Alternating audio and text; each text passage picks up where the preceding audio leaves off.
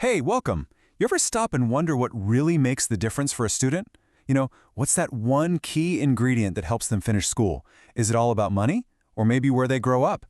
Well, today we're going to be detectives. We're going to try and solve this massive puzzle using some seriously incredible data. All right, let's open up this case file and jump right in. So let's just start with the big question right up front. If you had to put your money on one single factor that decides if a student makes it through school, what would you pick? Go on, get that answer in your head, because we're about to see if the hard evidence actually agrees with you. Okay, so here's our evidence. This isn't just a small sample. Our case file is this huge, open data set from the Malaysian government. We're talking about 6 full years of information, from 2016 all the way to 2022. It tracks who's finishing school and what their family income looks like all across the country. So yeah, this isn't guesswork. We're diving deep into the real numbers. Now, every investigation has to start somewhere, right? So we're going to begin with the most obvious suspect, the one everybody points to first. We're following the money trail. The common belief, our main hypothesis if you will, is pretty straightforward. The more money a family makes, the better their kids do in school. And it makes sense, doesn't it?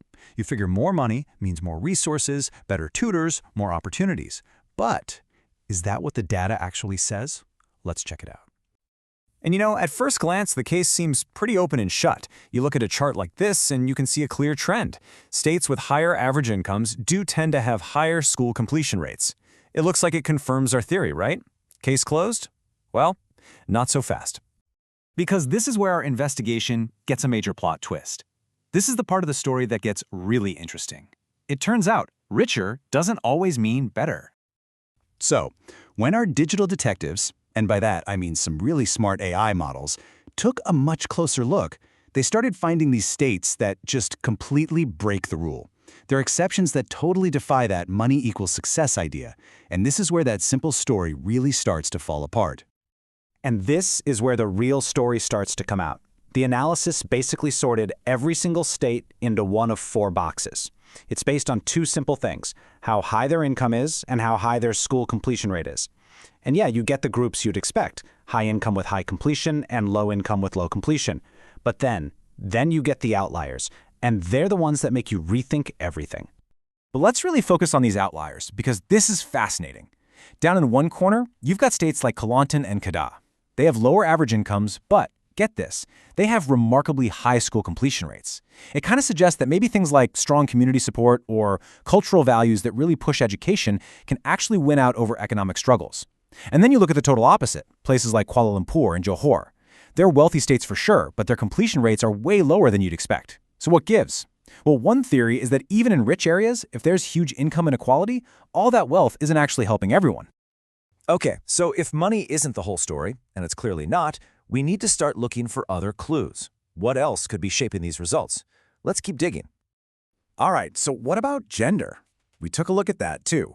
And the data shows a small but very consistent advantage for female students. This happens pretty much across all levels of school. It's a trend you actually see in a lot of places around the world. But it's not a huge difference. It's not the major plot twist we're looking for. Which brings us to another clue, one that's way more powerful. And this leads us to a really critical factor, maybe one that's even more important than household income. Let me just ask you this straight up. Do you think your hometown can decide your future? Well, the data gives a pretty loud and clear answer. Just look at the differences here.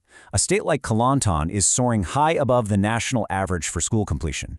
Meanwhile, the much wealthier territory of Kuala Lumpur is actually lagging way behind. This is a huge insight. It basically tells us that where you live in Malaysia has a massive impact on your educational journey.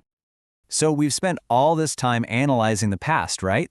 But what if this data could do more? What if it could give us a peek into the future? What if we could use it like a crystal ball to actually predict problems and maybe even stop them before they happen? This is where a cool technique called predictive modeling comes into play. Just think of it like a superpowered forecasting tool. In this investigation, the researchers used a model from Meta called Profit. And what it does is it takes all this historical data we've been looking at and it uses it to predict future trends. And it does it with incredible accuracy. So how accurate are we talking here? Well, the model's error rate, what they call the mean absolute percentage error, or MAPE, was less than 5%. Just to give you some perspective, In the world of data forecasting, anything under 5% is considered the gold standard.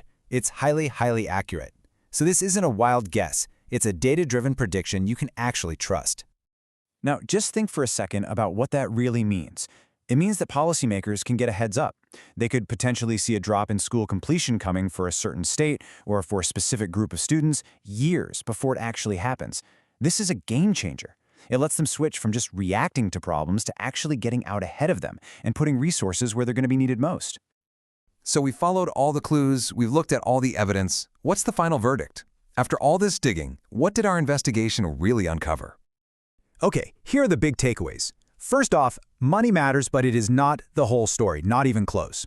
Second, for a lot of students, geography is basically destiny. Where you live matters a ton.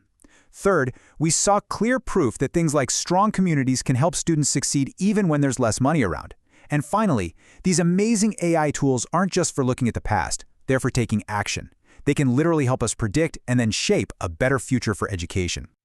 So, when you put it all together, the verdict is crystal clear. A one-size-fits-all solution is doomed to fail. The problems students face in Kuala Lumpur are just not the same as the ones they face in Kelantan. Real, lasting success is only going to come from targeted policies that are built on this kind of specific, detailed data. And that leaves us with one last really important question to chew on. If the data can show us the problem this clearly and even help us see what's coming next, whose job is it to take that knowledge and actually turn it into a solution? Something to think about. Thanks so much for joining me on this investigation.